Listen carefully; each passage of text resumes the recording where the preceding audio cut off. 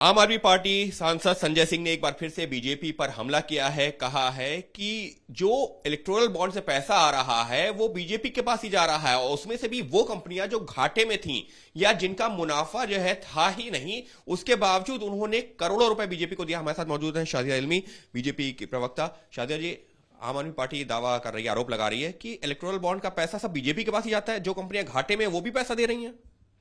बड़े अफसोस की बात है, संजय सिंह जैसे लोग जिनकी विश्वसनीयता पर इतना बड़ा सवालिया निशान है, जो बाकायदा बेल पर छूटे हुए हैं भाई साहब, वो इतने बड़े बड़े इल्जाम लगा रहे हैं।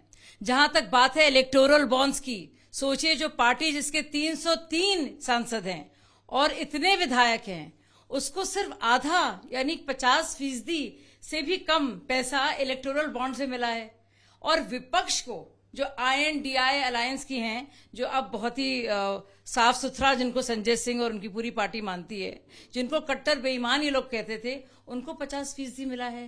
किस आधार पर उनको मिला है, उसमें क्या घोटाला है और कौन रोक रहा है? कौन रोक रहा है संजय सिंह को और टीम को जाने के लिए? जाइए कोर्ट्स में, PIL कर दीजिए। ये मामला तो पूरी तरह से सुप्रीम कोर्ट के संज्ञान में है, सब कुछ पब्लिक डोमेन में है। आपको लगता है घोटाला है तो पूछिए जाकर ना। और सबसे पहले तो बताइए, अभी तक तो आतिशी जी ने बताया नहीं है कौन उनको खरीद रहा है, कौन उनको पैसा दे रहा है, कौन उनको रिश्वत दे रहा है, और क्यों इस बात को वो इलेक्शन नोटिस आने के बावजूद वो नहीं दे पा रही हैं। कितना शूट एंड स्कूट करेंगे भाई? मानहानि का मुकदमा होता है, सबसे माफी मांगते फिरते हैं। कैसे बेशर्म और निर्लज हो गई है। लेकिन यहाँ पर संजय सिंह तो ये कह रहे हैं कि ED और CBI ने ऐसी कंपनियों के खिलाफ, ही जो फर्जी कंपनियां, वो कह रहे हैं कि जो चंदा दे रही थी बीजेपी को, उनके खिलाफ मुकदमा क्यों नहीं दर्ज किया, क्यों नहीं ये कार्रवाई की? अगर वो नहीं कर रही तो आप करवा दीजिए। अगर आपको लग रहा है कि वो मोटो नोटिस नहीं लिया जा रहा है तो आप कर दीजिए। सारे के सामने सारी कार्रवाई अन्ना हजारे आंदोलन में वही PIL के जरिए हुई थी।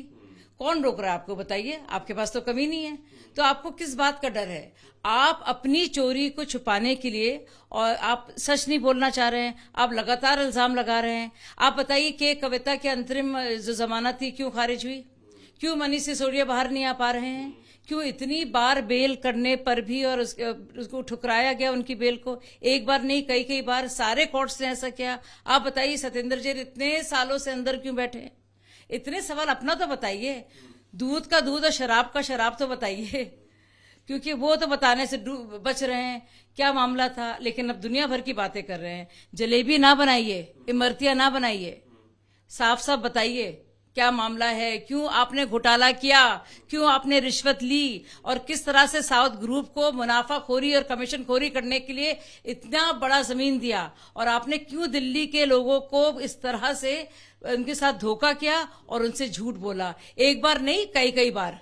यानी साफ तौर पर बीजेपी का यही कहना है कि अगर इस तरीके के आरोप लगा रहे हैं तो क्यों नहीं अदालत में याचिका दायर कर देते, क्यों नहीं जो है जांच एजेंसी को शिकायत देते, अगर उनको इस तरीके के आरोप हैं। और रही बात, जो आरोप लगाए जा रहे हैं, ये वो लोग हैं जो खुद कटघरे में खड़े हुए हैं और जिक्र कर रहे हैं आज जिस तरीके से कविता की अंतरिम जमानत रद्द हुई है, तो साफ तौर पर ये बीजेपी का यही कहना है कि ये वो लोग हैं जो खुद सवालों के घेरे में हैं और दूसरों पर सवाल उठा रहे हैं।